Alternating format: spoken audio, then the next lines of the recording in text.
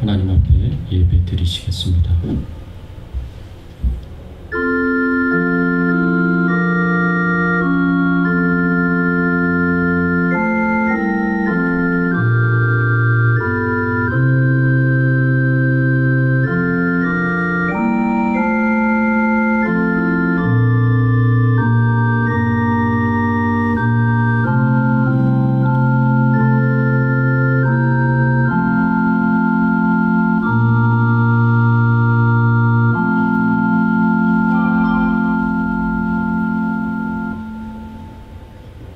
하나님은 우리의 피난처시요 힘이시니 환난 중에 만날 큰 도움이시라. 그러므로 땅이 변하든지 산이 흔들려 바닷가운데 빠지든지 바닷물이 솟아나고 뛰놀든지 그것이 넘침으로 산이 흔들릴지라도 우리는 두려워하지 아니하리로다. 하나님 아버지 감사합니다.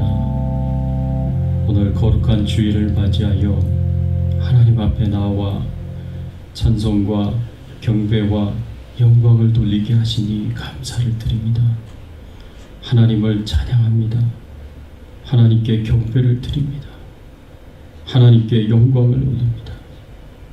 하나님 홀로 영광을 받으시고 하나님이 기뻐하시는 거룩한 예배가 될 수 있도록 처음부터 끝까지 인도하여 주시옵소서. 하나님이시여 임재하여 주시옵소서.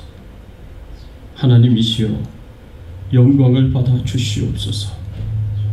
감사드리옵고 예수 그리스도의 이름으로 기도드리옵나이다. 아멘. 전능하사 천지를 만드신 하나님 아버지를 내가 믿사오며 그 외아들 우리 주 예수 그리스도를 믿사오니 이는 성령으로 잉태하사 동정녀 마리아에게 나오시고 본디오 빌라도에게 고난을 받으사 십자가에 못 박혀 죽으시고 장사한 지 사흘 만에 죽은 자 가운데서 다시 살아나시며 하늘에 오르사 전능하신 하나님 우편에 앉아 계시다가 저리로서 산 자와 죽은 자를 심판하러 오시리라. 성령을 믿사오며 거룩한 공예와 성도가 서로 교통하는 것과 죄를 사하여 주시는 것과 몸이 다시 사는 것과 영원히 사는 것을 믿사옵나이다. 아멘. 하나님 감사합니다. 하나님 앞으로 불러주셔서 주의 말씀을 듣게 하시니 감사를 드립니다. 말씀을 통하여서 주의 뜻이 무엇인지 분별하여 깨달아 알게 하여 주시고 주의 뜻을 온전히 행하며 살아갈 수 있는 저희들의 신앙의 삶이 되도록 축복해 주시옵소서. 저희들이 말씀에 온전히 거룩한 순종을 할 수 있도록 성령께서 저희들의 심령 가운데 은혜 주시고 역사하여 주시기를 간절히 소원하고 예수 그리스도의 이름으로 간절히 기도드리옵나이다. 아멘.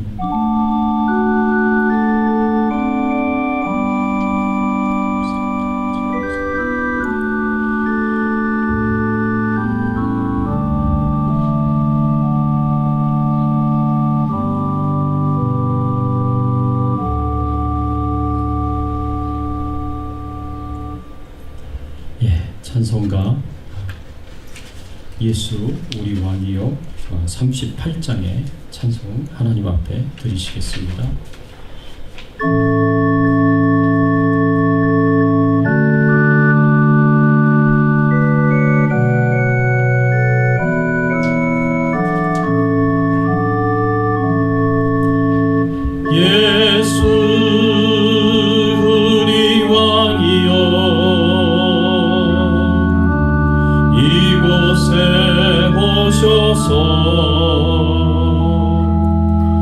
우리가 왕께 드리는 영광을 받아 주소서. 우리는 주님의 백성, 우리는 우리 왕이라.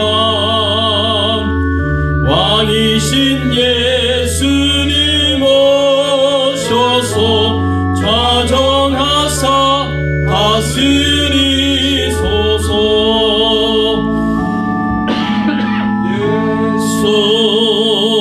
소리 주시어 이곳에 오셔서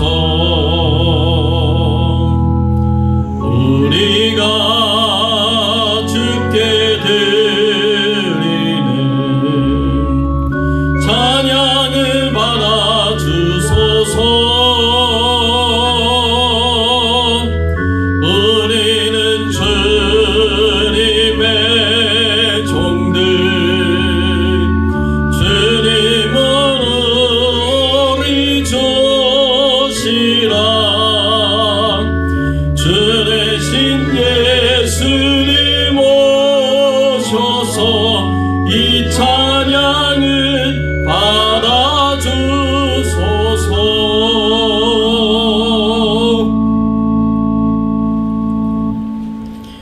이 시간 우리 함께 은혜 나눌 말씀은 시편 30편 1절에서 4절까지의 말씀입니다. 감사의 이유 첫 번째로 구원과 기도응답이라는 주제로 우리가 함께 은혜를 나눕니다. 한 목소리로 함께 봉독하겠습니다. 함께 봉독합니다. 여호와여, 내가 주를 높임같이 주를 높일 것은 주께서 나를 끌어내사 내 원수로 하여금 나로 말미암아 기뻐하지 못하게 하심이니이다. 여호와 내 하나님이여, 내가 주께 부르짖음에 나를 고치셨나이다. 여호와여, 주께서 내 영혼을 스월에서 끌어내어 나를 살리사 무덤으로 내려가지 아니하게 하셨나이다. 주의 성도들아, 여호와를 찬송하며 그의 거룩함을 기억하며 감사하라. 아멘. 여러분, 우리가 하나님께 이 찬양과 감사를 드려야 되는 이유가 무엇이겠습니까? 우리가 살아온 지난날의 삶들을 생각하면 참 하나님이 은혜를 주셨구나, 하나님이 축복을 주셨구나 라는 생각을 하지 않을 수가 없습니다. 그러니까 늘 하나님의 은혜 가운데 우리가 살아가는 것이고 하나님의 축복 가운데 살아가는 것이구나 라는 것을 우리가 생각해 볼 수가 있습니다. 우리가 추수감사절이 있는 11월달 우리가 감사의 달을 맞이하면서 하나님이 우리에게 베풀어 주신 은혜와 축복이 어떤 것들이 있는가, 성경의 말씀을 우리가 함께 나누면서 돌아보시고 또 하나님 앞에 깊이 감사할 수 있었으면 좋겠습니다. 우리 앞뒤에 좌우에 계신 분들과 함께 모든 것이 다 하나님의 은혜입니다 라고 우리 같이 한번 인사를 나누겠습니다. 모든 것이 다 하나님의 은혜입니다. 하나님의 축복입니다. 맞습니다. 오늘 본문의 말씀인 시편 30편의 말씀은 다윗이 자신의 인생에 있어서 참 큰 위기가 있었을 때 하나님께서 주신 은혜와 축복을 돌아보면서 하나님 앞에 감사를 드리고 찬양을 드린 그런 시편의 말씀입니다. 4절의 말씀에 보니까 주의 성도들아, 여호와를 찬송하며 그의 거룩함을 기억하며 감사하라 라고 이렇게 외치고 고백하고 있는 것을 볼 수가 있습니다. 우리 성도들이 하나님 앞에 나아가 하나님을 찬양하고 또 하나님을 기억하면서 하나님께 감사를 드려야 한다는 것입니다. 마땅히 그래야 되는 이유가 있다는 거죠. 우리가 그 이유들을 우리가 함께 살펴보기를 원합니다. 그런데 우리가 성경에 기록된 다윗의 인생의 말씀을, 인생의 삶을 돌아보면 그 말씀들을 생각해 보면 다윗이 오늘 본문에 이렇게 고백을 한 것처럼 다윗에게 있어서 큰 위기와 죽음의 그런 위험이 무엇이었을까? 2절의 말씀에 보면 이 배경에 대해서 우리가 짐작할 수 있는 그런 표현이 나옵니다. 2절에 다윗이 하나님 앞에 기도를 하는데 여호와 내 하나님이여, 내가 주께 부르짖음에 나를 고치셨나이다 라고 이렇게 표현하고 있는 것을 볼 수가 있습니다. 하나님을 향하여 부르짖었는데 그 부르짖음으로 말미암아 하나님이 나를 고치셨다 라고 이렇게 표현하고 있습니다. 하나님이 나의 질병을 고쳐주셨다라는 그런 의미의 말씀입니다. 근데 한번 생각해 보세요. 다윗의 인생을 돌아보면 다윗이 정말 죽음을 생각할 정도로 그렇게 큰 위기가 있었던 질병이 있었는가? 다윗이 아픈 적이 있었는가?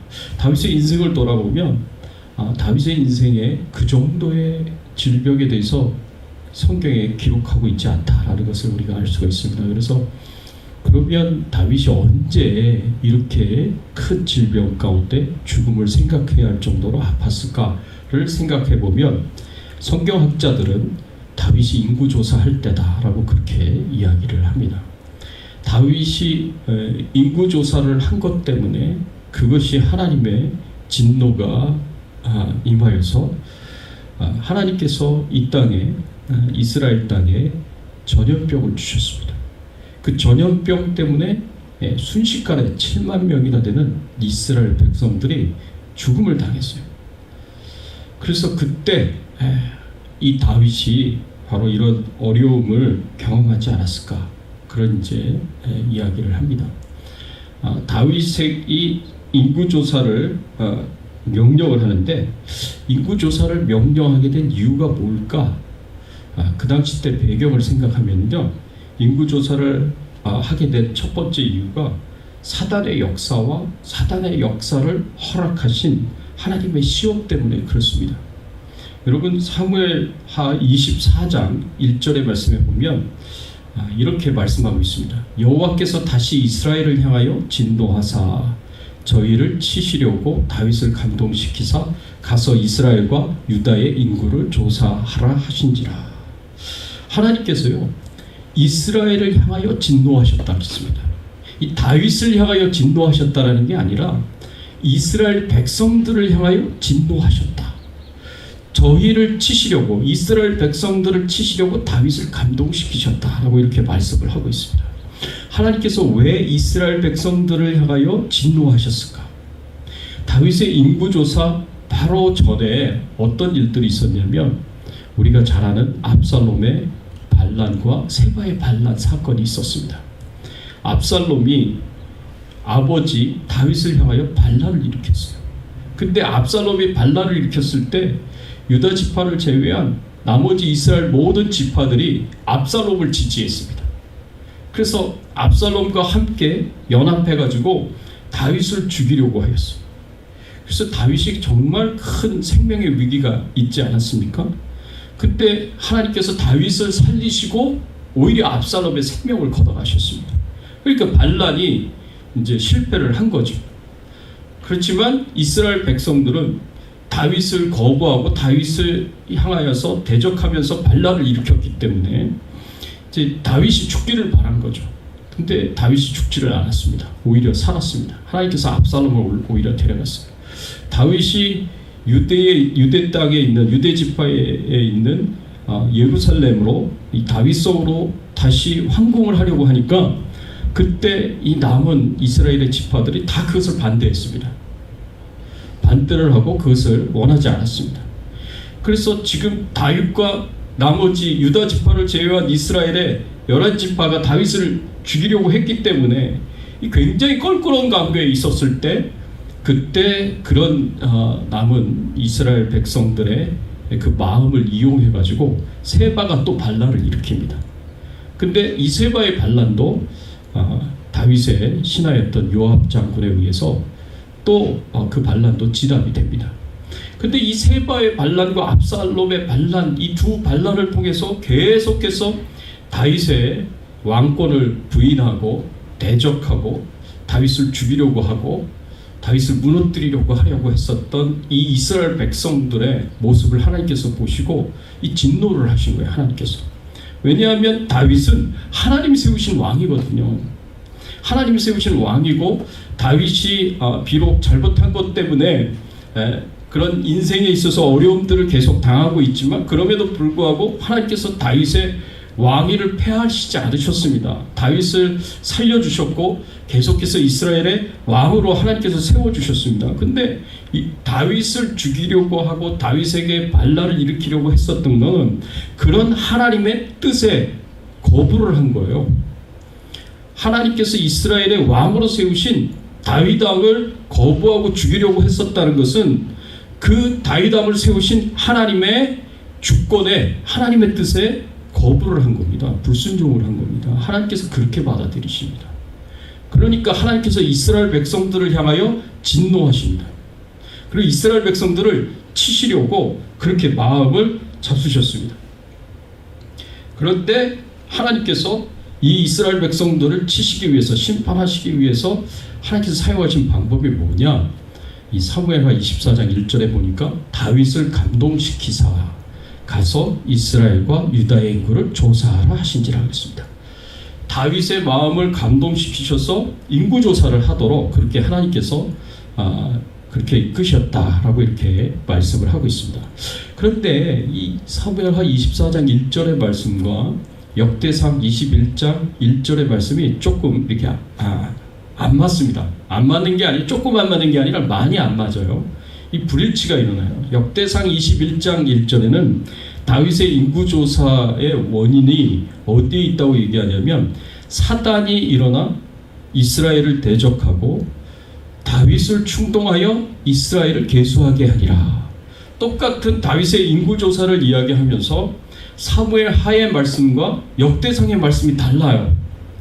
사무엘 하에서는 하나님이 다윗을 감동시키셨다 그랬고, 역대하 21장 1절의 말씀에 보면 사단이 사무엘 하는 하나님이 그렇게 하셨다 그러고, 역대상에서는 사단이 다윗을 충동하여 인구조사를 하게 만들었다라고 이렇게 말씀을 하고 있습니다.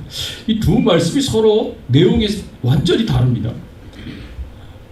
다윗의 인구조사가 사무엘 하에서는 하나님이 감동하셔서 이루어졌고, 역대상에서는 사단이 충동하여서 이루어졌다라고 이렇게 말씀을 하고 있습니다. 그런데 이 말씀이 서로 다른 말씀이 아닙니다. 사단이 다윗을 충동하여 인구조사를 하도록 만들었는데, 그런 사단의 역사를 하나님께서 그냥 허용하셨다라는 거예요.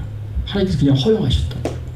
그대로 사단이 역사하도록 그냥 내버려 두셨다라는 거예요. 그런 의미의 말씀입니다. 두 말씀을 우리가 조화롭게 이해를 하자면, 그럼 하나님은 왜 다윗이 사단의 충동을 받아서 인구조사를 하도록 그렇게 허용을 하셨느냐? 그걸 그냥 내버려 두셨느냐? 평소 같으면 하나님께서 다윗을 지키셨겠죠? 하나님께서 다윗을 보호해 주셨겠죠? 그렇지만 사단이 역사하도록 그냥 내버려 두셨어요. 거기에는 하나님의 시험이 있었습니다. 다윗을 향한 하나님의 시험이 있었어요. 다윗이 어떤 마음을 가지고 있었는지 하나님은 알고 있었습니다. 하나님께서요, 다윗의 통치 말년에 압살롬의 반란도 잘 마무리가 됐고 세바의 반란도 잘 마무리가 된 그런 상황에서 이 말년에 평안한 그런 통치를 하게 되었습니다. 그리고 다윗의 마음 가운데 이 교만한 마음이 생겼어요. 어떤 교만한 마음이 생겼느냐? 지금 이스라엘 백성들이 이토록 강성하게 된 것은, 이스라엘이 이렇게 큰 번영을 누리면서 살게 된 것은 내가 이룬 것이다, 내가 한 것이다 라는 이런 교만한 마음이 있었습니다. 그래서 하나님께 돌려야 할 영광을 자신이 빼앗는 거예요. 자신이 가져가는 거예요. 하나님께 돌리지 않고 이 다 내가 한 거다. 그런 다윗의 마음속에, 생각 속에 그런 생각이 있었기 때문에 사단이 틈을 탄 겁니다. 사단이 틈을 타가지고 다윗의 그런 마음을 잘한다 하면서 다윗이 인구조사를 하도록 그렇게 충동질을 한 겁니다. 다윗의 마음 가운데 그런 마음이 있다는 것을 하나님께서 아시고 그냥 내버려 두신 거예요. 다윗이 어떻게 행동하나. 그리고 시험하신 겁니다. 다윗이 정말 사단의 유혹에 넘어가서 교만한 마음으로 인구조사를 할지 안 할지 하나님께서 그냥 내버려 두시고 시험을 하셨어요. 시험을 하시니까 다윗이 어떻게 한 거예요? 그 교만한 마음을 계속 충동질한 사단의 그 유혹에 넘어가가지고 교만한 마음으로 인구조사를 한 겁니다. 20세 이상이 되는 이스라엘의 남자들의 그 인구를 조사해서 지금 현재 이스라엘 백성들이 얼마나 큰 군사력을 갖고 있는가, 그런 것을 측정을 해가지고 이 군사력은, 이런 번영은 내가 이룬 것이다 라고 이렇게 생각하고 그렇게 받아들이도록 그렇게 하나님께서 시험을 하셨고 사단이 유혹을 한 것입니다. 이렇게 해서 결국에는 이 다윗이 사단의 유혹에 넘어가 충동질에 넘어가 인구조사를 하는 커다란 죄를 짓게 됩니다.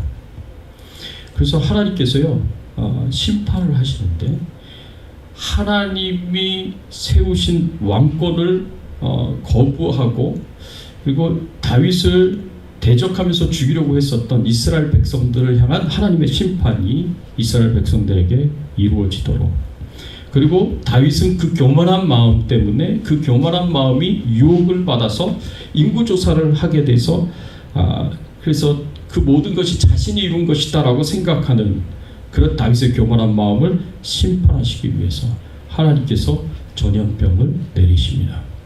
그 전염병으로 말미암아 이스라엘 백성 7만 명이 순식간에 죽게 되는 그런 일들이 일어나게 되었습니다. 이런 상황 가운데서 이스라엘 백성들과 그리고 다윗에게 하나님께서 심판을 내리시고 이스라엘 백성들의 문제에 대해서도 그리고 다윗의 문제에 대해서도 하나님께서 징계를 내리신 것인데, 이렇게 많은 사람들이 죽어나갈 때 다윗이 하나님 앞에 드린 기도가 있었습니다. 다윗이 하나님 앞에 드린 기도가 어떤 기도였냐면 역대상 21장 17절 말씀에 보면 다윗이 이렇게 하나님 앞에 기도합니다. 하나님께 아뢰되 명령하여 백성을 계수하게 한 자가 내가 아니니까. 범죄하고 악을 행한 자는 곧 나니이다. 이 양떼는 무엇을 행하였나이까? 청하건대 하나님 여호와여, 주의 손을 나와 내 아버지의 집을 치시고 주의 백성에게 재앙을 내리지 마옵소서 아니라. 다윗이 하나님 앞에 기도를 했는데 어떻게 기도를 했냐면, 하나님 이 백성을 치시지 마시고 차라리 나와 내 아버지 내 집을 치셔서 하나님의 재앙이 나한테 임하고 내 가정에게 임할 수 있도록 그렇게 해달라고. 백성들이 계속 죽어나가는 그 모습을 보면서 다윗이 굉장히 힘들어한 거예요. 여러분 생각해 보세요. 자신의 죄 때문에 백성들이 죽어나간다. 다윗은 하나님께서 이스라엘 백성들을 향하여 진노했다는 것은 알지 못했겠죠. 이스라엘 백성들을 향하여 하나님께서 심판하시고 이 재앙을 내리신 것이다 라고 생각을 못했겠죠. 그들의 죄 때문에 그런 것이라고. 다 자기 죄 때문에 그런 거라고 생각을 하니까 이 정신적인 스트레스, 이 감정적인 충격이 얼마나 컸겠습니까? 그러니까 하나님 앞에 나아가서 하나님 차라리 나와 내 집을 쳐달라고 그렇게 기도를 한 거예요. 그래서 이 다윗이 이 기도 때문에 하나님 앞에 이스라엘 백성들이 가졌던 그 전염병의 그 질병을 다윗도 가졌을 것이다 라고 그렇게 성경학자들이 생각을 합니다. 이것이 맞든 그래서 정말 다윗이 큰 죽을 병에 걸렸든, 그래서 오늘 본문에 기도가 나온 것이든, 아니면 정말 자기 때문에 죽어나가는 이스라엘 백성들의 모습을 보면서 정신적으로 감정적으로 큰 스트레스와 충격을 받은 다윗이 몸이 급격히 쇠약해져서 죽기에 이르기까지 되었던 이런 상황에서 다윗이 하나님을 향하여 나아가서 간절하게 기도를 드립니다. 그 이후에 하나님의 명령을 따라서 오르난의 타작마당을 사가지고 그 오르난의 타작마당에 제단을 세우고 거기서 번제와 화목제를 하나님 앞에 드렸습니다. 그때 하나님께서 그 재앙을 다 거두시고 전염병을 다 걷어가셨습니다. 그래서 이 오르난의 이 타작마당이 하나님께서 재앙을 멈춘 곳이고, 바로 이 오르난의 타작마당이 전염병이 걷어가진 곳이고 하나님이 역사하신 곳이다 라고 해서 이 오르난의 타작마당이 나중에 성전의 터가 됩니다. 예루살렘에 이 솔로몬의 성전이 세워지는 그 자리가 바로 오르난의 타작마당입니다. 그래서 이스라엘 백성들이 이 성전 낙성식을 할 때 다윗의 이 시를 하나님 앞에 노래로 불렀습니다. 그래서 시편 30절의 말씀 그 표저에 보면은요 뭐라고 표현이 되어 있냐면 다윗의 시 곧 성전 낙성가다 라고 이렇게 표현되어 있습니다. 그러니까 성전이 세워지게 된 그 장소와 관련된 이 이야기가 기록이 된 시편 30편을 다윗의 시를 노래로 불러서 하나님 앞에 성전 낙성식 때 불렀다라는 그런 의미로 우리가 생각을 해볼 수가 있습니다. 이런 일련의 과정을 겪은 다윗이 하나님 앞에 감사와 찬양을 드리는데요. 다윗이 무엇을 감사하고 무엇을 찬양을 드리는가를 돌아보면서 오늘날 우리가 하나님 앞에 감사해야 할 것이 무엇인가, 무엇을 가지고 하나님 앞에 찬양을 드려야 될까를 생각해 볼 수 있는 귀한 시간이 되기를 바랍니다. 첫 번째로 하나님께서 구원하여 주심을 감사하고 우리는 찬양 드려야 됩니다. 여러분 1절 말씀, 오늘 본문 1절 말씀에 보니까 다윗이 이렇게 하나님 앞에 고백을 합니다. 여호와여 내가 주를 높일 것은 주께서 나를 끌어내사 내 원수로 하여금 나로 말미암아 기뻐하지 못하게 하심이니이다 하고 이렇게 하나님 앞에 찬양을 드렸고 감사를 고백했습니다. 주께서 나를 끌어내셨다 표현했습니다. 여기서 끌어내다라는 이 히브리어 단어가 달라라는 이 히브리어 단어가 사용이 되어 있는데 이 단어의 의미는 뭐냐? 우물에서 물을 길러내다라는 그런 의미의 단어입니다. 그래서 다윗이 정말 죽기 일보 직전까지 갔던 심각한 병에 걸려서 이 정신적인 스트레스와 이 감정적인 그 충격을 받아서 굉장히 쇠약해져 있어서 마치 저 우물 밑바닥에서 이렇게 점점 이 물속으로 들어가서 익사를 하는, 죽음을 당하는 그런 이제 순간에 하나님께서 우물로 띄어드셔서 이 다윗을 거기서 건져내 주셨다라는 그런 의미로 이 말씀을 우리가 생각해 볼 수가 있습니다.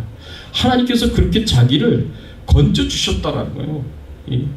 이 질병에서 건져 주셨고 나를 죽음에서 구원해 주셨다라는 그런 의미의 말씀으로 우리가 생각해 볼 수가 있습니다. 그것을 하나님 앞에 감사드리고 그것을 하나님 앞에 찬양을 드리는 거예요.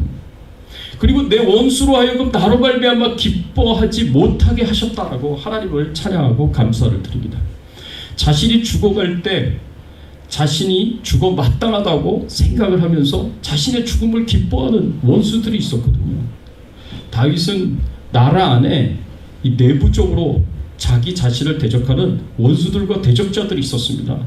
왜냐하면 바로 얼마 전까지 압살롬의 반란과 세바의 반란을 통해서 자기를 계속해서 대적하고 자기를 죽이려고 했었던 이스라엘 백성들이 있었잖아요. 다 용서를 해줬지만 정치적인 용서였겠죠. 다 용서를 해줬지만 그럼에도 불구하고 다윗을 향한 불만과 다윗을 향한 이 적개심을 갖고 있는 대적자들이 여전히 있었다는 거죠. 많았겠죠, 이스라엘 백성들 가운데. 그 다윗이 자신의 죄 때문에 이스라엘 백성들이 7만 명이나 죽었다라고 했을 때 이 다윗의 대적자들이 다윗을 공격할 수 있는 얼마나 좋은 명분을 가졌겠습니까? 이 다윗을 향하여 신랄하게 비난하고 비판했겠죠. 그리고 이 모든 백성들의 죽음의 원인이 자기들에게 있다는 건 생각 못하고 다윗의 인구조사에게 있다라고 생각을 하면서 다윗을 마땅히 죽어야 된다, 다윗은 마땅히 심판받아야 된다, 그렇게 생각하면서 다윗이 질병 중에 죽어가는 것에 대해서 박수치면서 기뻐했었던 원수들이 있었겠죠. 그런데 하나님께서 그런 다윗을 오히려 살려주셨어요. 하나님께서 죽음에서 구원해 주셨습니다. 그래서 그 대적자들의 입을 다 막아버렸습니다. 그래서 대적자들이 기뻐하지 못하도록 하셨다라는 거예요. 다윗은 이것을 하나님 앞에 감사하고 하나님을 찬양하는 그런 중요한 기도 제목으로 삼고 하나님 앞에 기도했습니다.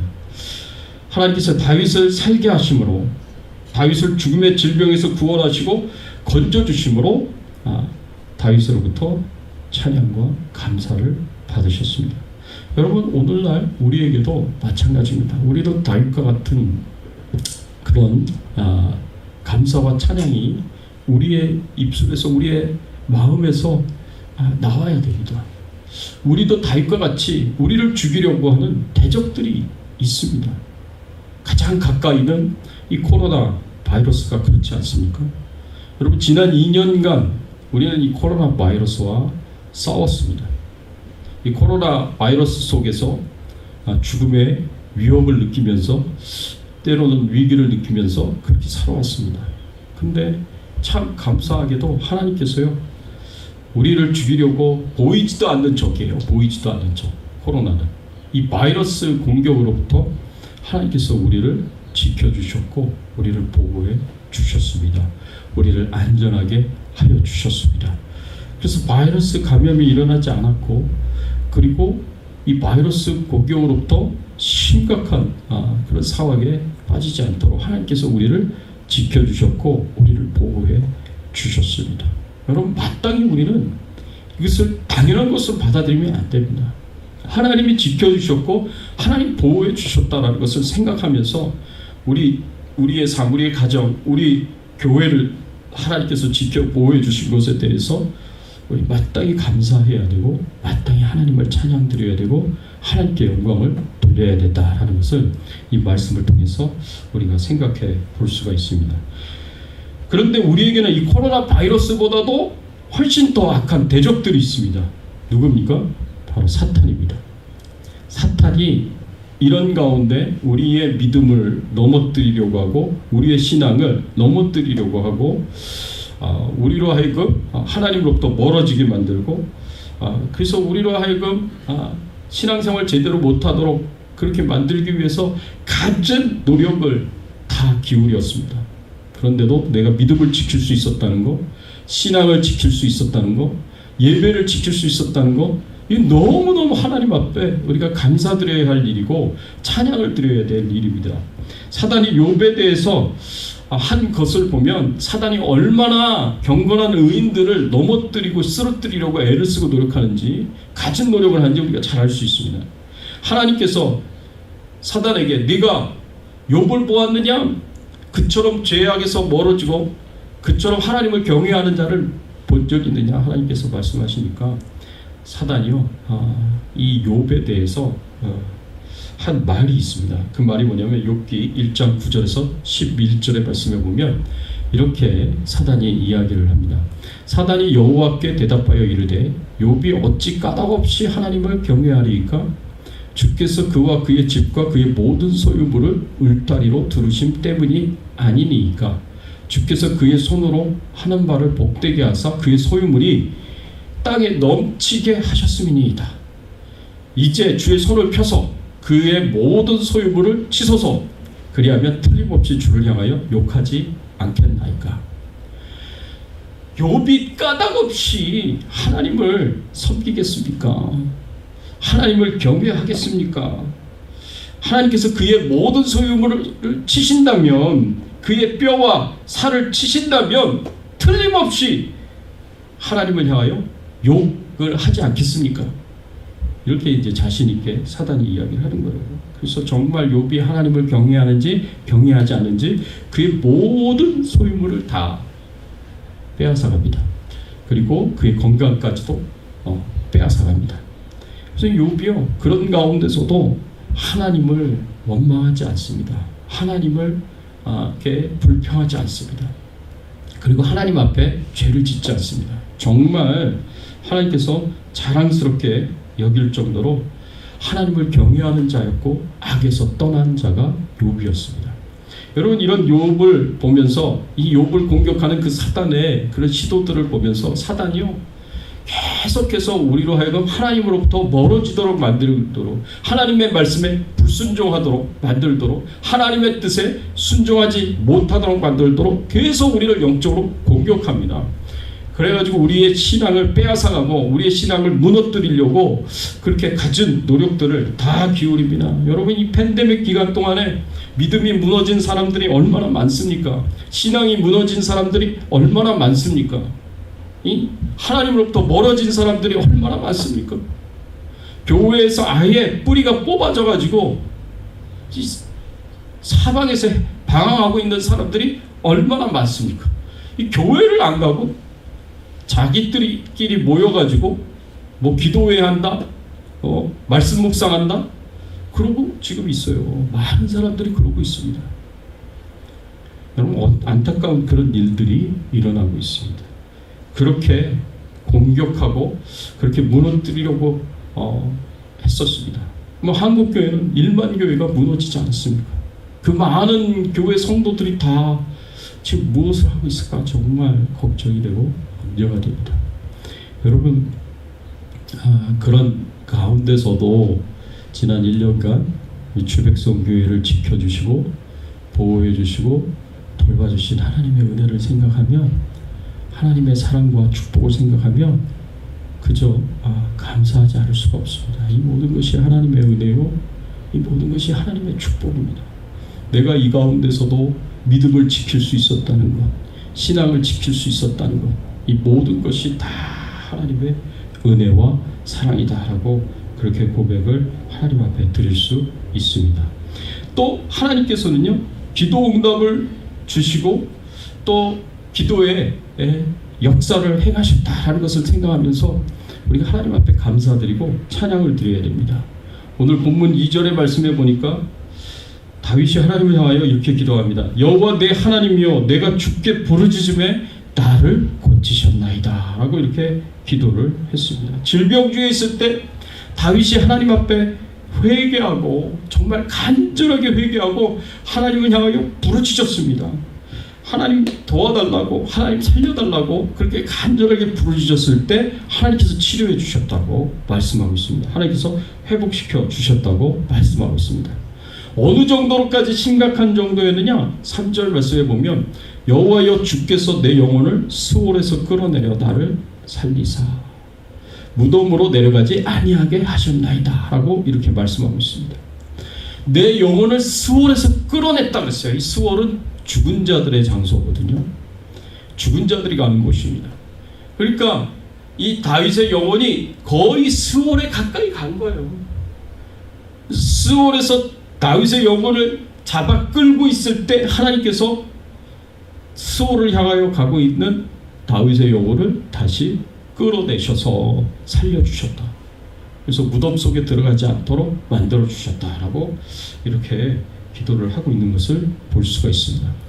그런데 이때 다윗이 2절의 말씀에 보니까 하나님께 회개하면서 간절하게 치료해달라고 간절하게 기도하면서 불렀던 하나님의 이름이 있습니다.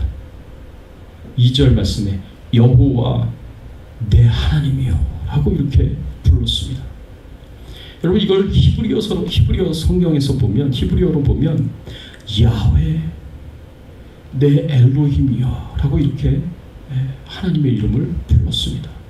야훼 내 엘로힘이여, 야훼 하나님과 엘로힘의 하나님을 붙잡고 하나님의 이름을 부르면서 하나님께 나아가 기도했다는 겁니다. 그런데 다윗이 이렇게 야훼 하나님과 엘로힘의 하나님을 붙잡고 기도한 데는 이유가 있어요.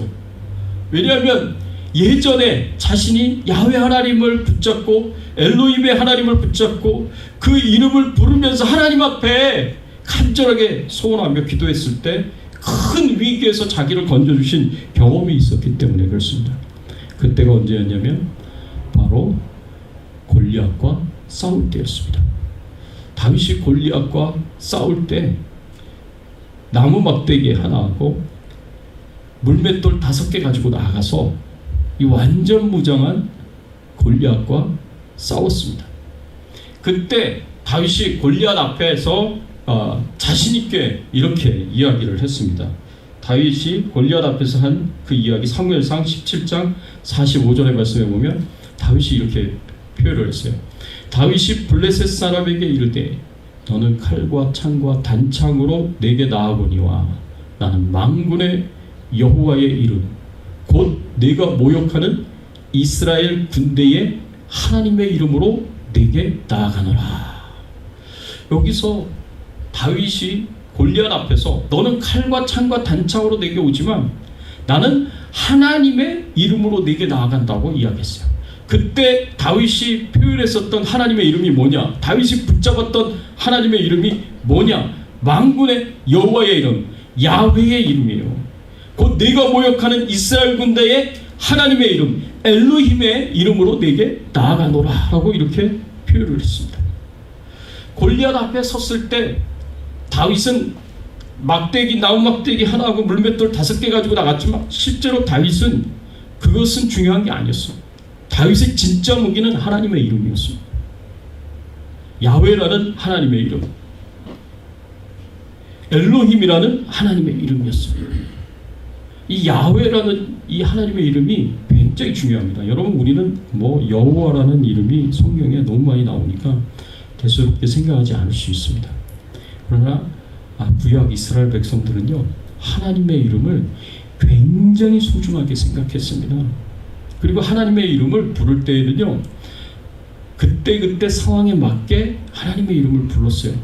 하나님의 이름을 굉장히 다양하게 불렀는데, 우리는 뭐 다 하나님이라고 이렇게 표현을 하지만 그때 히브리어로 쓰여진 하나님의 이름들이 다양하게 나타납니다.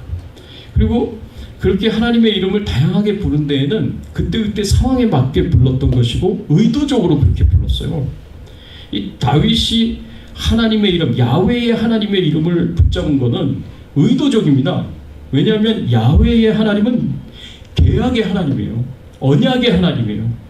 하나님과 이스라엘 백성들 간에 언약을 맺을 때, 언약 관계를 나타낼 때 그때 하나님의 이름이 야훼라는 이름을 사용합니다. 이 언약 관계에서는 쌍방간의 의무가 있기 때문에 하나님께서는 하나님의 백성들을 지키셔야 되고 보호하셔야 될 의무가 있고요. 하나님의 백성들은 하나님을 경외하면서 하나님이 주신 말씀에, 율법의 말씀에 순종해야 할 의무가 있습니다. 하나님의 백성들은 하나님이 지키시고 보호하시고 돌보시는 것에 대한 감사의 마음을 가지고 항상 하나님의 뜻에, 하나님의 말씀에 순종해야 하는 의무가 있고, 하나님의 말씀대로 순종하는 하나님의 백성들에 대해서 하나님께서 지키시고 보호하시고 돌보셔야 할 의무가 있는 거예요. 그러니까 다윗은 골리앗 앞에 나가면서 하나님, 할례받지 않는 이 백성, 이 골리앗 앞에 할례받은 하나님의 백성, 하나님과 언약 관계에 있는, 하나님이 지키시고 보호하시고 돌보셔야 할 하나님의 백성인 저를 하나님께서 당연히 지켜주셔야 됩니다. 하나님께서 보호해 주셔야 됩니다. 이런 믿음으로 나아간 거예요. 이런 믿음으로. 또 다윗이 붙잡았던 엘로힘의 하나님의 이름은 어떤 의미를 갖고 있습니까? 이 엘로힘은요, 왕 중의 왕, 신 중의 신, 최고의 신을 이야기하는 창조주 하나님이라는 의미가 그 안에 담겨져 있습니다. 그래서 태초에 하나님이 천지를 창조하시니라 라고 했을 때 그 태초에 엘로힘이 천지를 창조하시니라는 그런 히브리어로 보면 그렇게 표현되어 있습니다. 엘로힘의 하나님은요, 창조주 하나님이에요. 이 우주 모든 만물을 창조하신 창조주이심을 드러내는 하나님입니다. 그러니까 하나님께서 하나님의 지키셔야 되고 보호하셔야 되고 돌보셔야 될 하나님의 백성 다윗을 위하여 하나님께서 창조주의 능력을 말하셔서 이 골리앗을 무너뜨리고 쓰러뜨리도록 하나님께서 도와달라는 그런 간절한 믿음과 기도하면서 골리앗 앞에 나아간 겁니다. 그러니까 다윗이요, 나무막대기 하나하고 물맷돌 5개 가지고도 전혀 위축됨이 없어요. 골리앗 앞에 모든 이스라엘의 군사들이 다 벌벌 떨고 있는 데서도 다윗은 당당하고 용기를 가지고 위축됨 없이 골리앗 앞에 서게 됩니다. 다윗이 그렇게 할 수 있었던 것은 야훼 하나님의 이름을 붙잡았고 엘로힘 하나님의 이름을 붙잡았기 때문에 그렇습니다. 그래서 큰 승리를 이룰 수 있었던 거예요. 하나님께서 골리앗이라는 커다란 위기 속에서 다윗이 야훼의 하나님을 부르며 엘로힘의 하나님을 부르며 이 골리앗 앞에 나아갔을 때 큰 승리를 주셨던 것처럼 나를 죽음의 위기 가운데로 몰아넣는 이 질병 앞에서도 하나님께서 건져주시고 치료해 주시고 회복시켜 달라고 간절하게 하나님 앞에 기도하고 있는 것입니다. 여러분, 하나님께서는요, 이사야서 42장 3절 말씀에 보면 이렇게 말씀을 하셨습니다. 내 이름을 경외하는 너희에게는 의로운 해가 떠올라서 치료하는 광선을 발하리니 라고 이렇게 말씀을 하셨어요. 하나님께서 치료하는 광선을 발하여 주셔서 치료해 주시는 사람들이 있어요. 어떤 사람들을 치료하신다고 그랬습니까? 내 이름을 경외하는 하나님의 백성들에게. 하나님의 이름을 경외하는 하나님의 백성들이에요. 하나님의 이름인 야훼라는 이름을 경외하고 하나님의 이름인 엘로힘이라는 이름을 경외하고 하나님 앞에 나아가 간절하게 부르짖고 기도하였던 그 기도를 하나님께서 들으시고 응답하셔서 치료하는 광선을 발하여 주셔서 다윗을 치료해 주신 것입니다. 여러분, 다윗이 하나님의 이름을 붙잡고 간절하게 기도한 그 기도를 하나님께서 들어주셨고 응답해 주셨던 것처럼 우리도 하나님의 이름을 경외하며 하나님 앞에 나아가 간절하게 예수 그리스도의 이름으로 기도를 드립니다. 우리가 예수 그리스도의 이름으로 기도를 드린다는 건 예수 그리스도의 이름을 경외하고 하나님 앞에 나아가 간절하게 기도한다는 의미가 그 안에 담겨져 있습니다. 하나님께서 우리의 기도를 들어주셔서 지난 한 해 동안 우리를 지켜주셨고 보호해 주셨고 돌봐주셨습니다. 참 미국 땅에 사는 것도 참 감사하다라는 생각이 듭니다. 이 팬데믹 기간 동안에 참 어렵고 힘든 그런 일들이 많았는데 그래도 하나님께서 이 나라를 통해서 우리가 먹고 살 수 있도록 도와주셨고 그리고 우리가 기도한 것에 응답을 받아서 하나님의 돌보심과 보호하심과 그리고 하나님의 공급하심 가운데 평안하게 살 수 있었다는 것을 생각할 때 하나님 앞에 감사를 드립니다. 의식주의 문제를 하나님이 해결해 주셨고 건강의 문제를 하나님이 해결해 주셨습니다.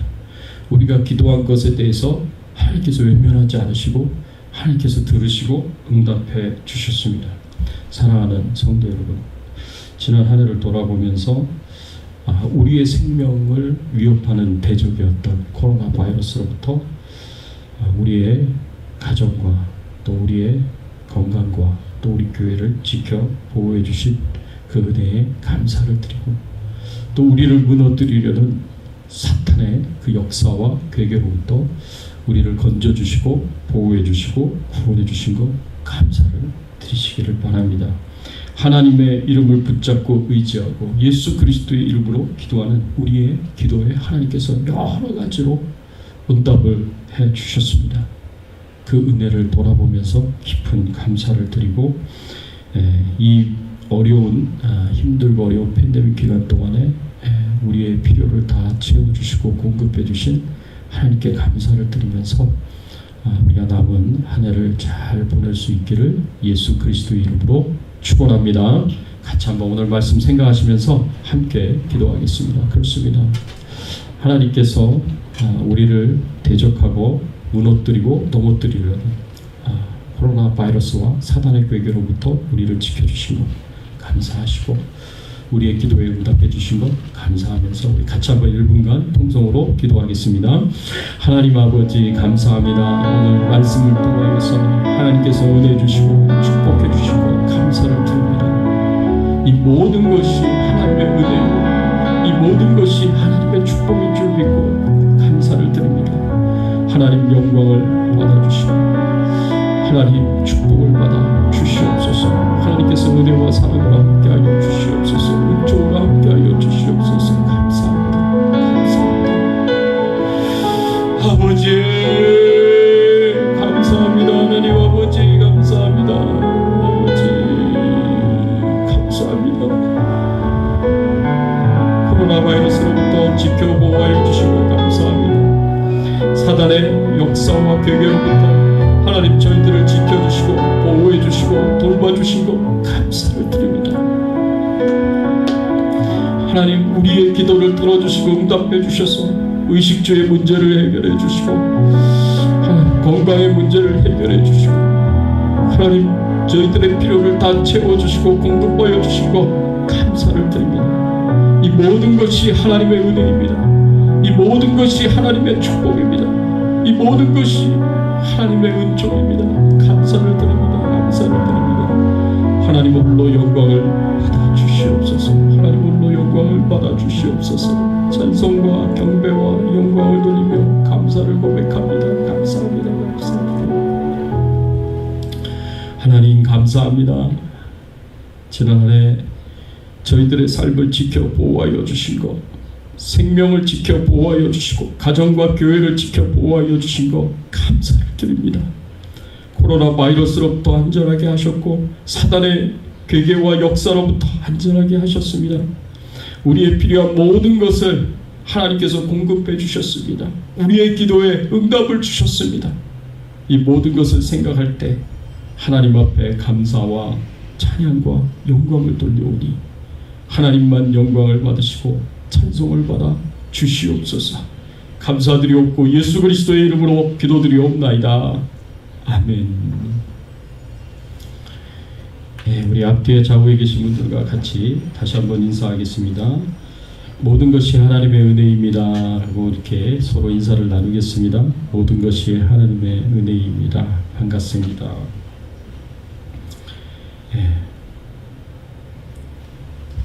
오늘 2부 예배 후에 성경 공부가 있고요.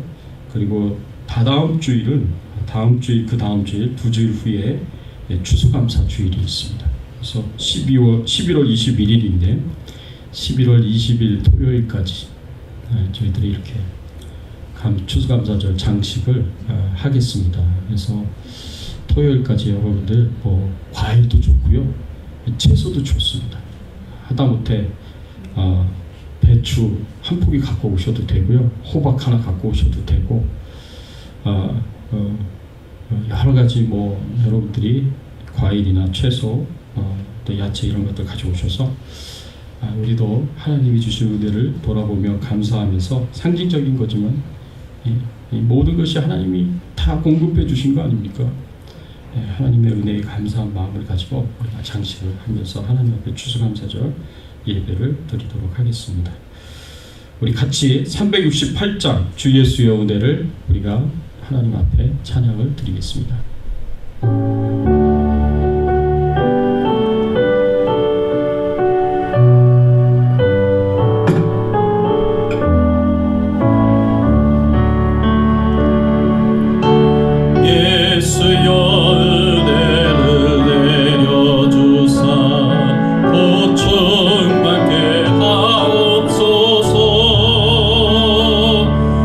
잊어리고 목마른 나의 마음을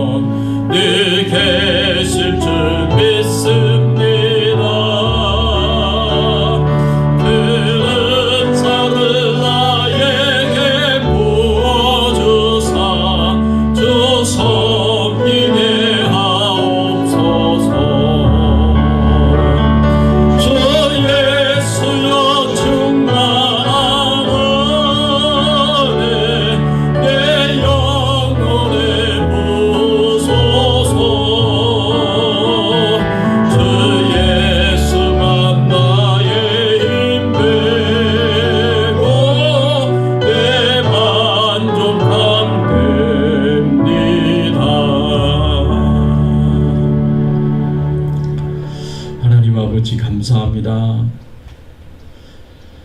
감사의 날을 맞이하여서 하나님이 베푸신 은혜와 축복들을 생각하며 하나님 앞에 감사를 드릴 수 있도록 저희들의 심령에 은혜를 주시니 감사를 드립니다. 감사한 마음으로 하나님 앞에 예물을 드립니다. 감사한 마음을 하나님 앞에 고백하며 하나님께 영광을 돌립니다. 기쁘게 받아주시옵시고 우리 성도님들의 심령 가운데 찾아가 주셔서 하나님의 은혜로 풍성하게 하시고 하나님의 충만한 사랑으로 풍성하게 하여 주시옵소서. 하나님, 은혜가 아니고서는, 하나님의 축복이 아니고서는 단 한순간도 살아갈 수 없는 저희들의 인생임을 믿음으로 고백하고 베풀어 주신 은혜, 사랑에 늘 감사하며 하나님 앞에 영광 돌리며 살 수 있는 저희들의 신앙의 삶이 되게 하여 주시옵소서. 하나님이시여 성령으로 충만하게 하여 주시옵소서. 하나님의 은혜로 충만하게 하여 주시옵소서. 우리의 심령에 하나님 때문에, 주님이 베푸신 사랑과 축복 때문에 기뻐하고 즐거워하고 감사하게 하여 주시옵시고 하나님 앞에 영광 돌리는 저희들의 신앙의 삶이 되게 하여 주시옵소서. 코로나19 바이러스로부터 지켜주신 것 감사합니다. 앞으로도 계속해서 지켜 보호하여 주시옵시고 우리 가정과 자녀들 삶 가운데 하나님께서 축복해 주셔서 부족함이 없도록 넘치도록 채워주시고 공급하여 주시며 우리가 기도하는 것마다 다 이루어지도록 하나님 축복해 주시옵소서. 생업을 축복하여 주시옵시고 우리의 삶 가운데 필요한 모든 것을 채워주시는 그 하나님의 은혜 때문에 늘 감사하며 살게 하시고 하나님의 공급하심이 우리 가정뿐만 아니라 우리 교회 가운데서도 풍성하게 임하게 하시고 그리고 선교의 사명을 감당하는 모든 선교사님들에게 선교지에서도 하나님께서 허락하여 주시옵소서. 그래서 마음껏 복음을 전하고 말씀 전하시며 우리 선교사님들이 사명 감당할 수 있도록 도와주시옵시고 특별히 정수자 선교사님 또 최경의 선교사님 또 임사원 목사님 기억하여 주셔서 필요한 모든 것을 채워주시고 공급하여 주시고 하나님께서 사명 잘 감당하시도록 힘과 용기와 그리고 위로를 더하여 주시옵기를 간절히 바라옵고 소원하며 우리의 왕 되시고 주인 되신 예수 그리스도의 이름으로 기도드리옵나이다. 아멘. 지금은 우리 주 예수 그리스도의 은혜와 하나님 아버지의 극진하신 사랑과 성령님의 감화감동 역사 충만하신 은총이 하나님이 베풀어 주신 그 구원의 은혜와 축복에 또 치유의 은혜와 축복에 감사를 드리고 우리가 하나님 앞에 기도한 것에 대하여 응답을 주셔서 채워주시고 공급하여 주시고 돌봐주신 것에 감사하여서 하나님 앞에 영광을 돌리는 감사를 고백하는 모든 심령 위에 또 그 가정과 자녀들과 생업과 기도 제목들 위에 주백성 교회 위에 선교사님들 위에 특별히 미얀마의 정수자 선교사님, 대만의 최경의 선교사님, 섬김의 교회 임사원 목사님 그 가정과 사역과 건강과 교회 위에 이제부터 영원토록 함께 계실지어다.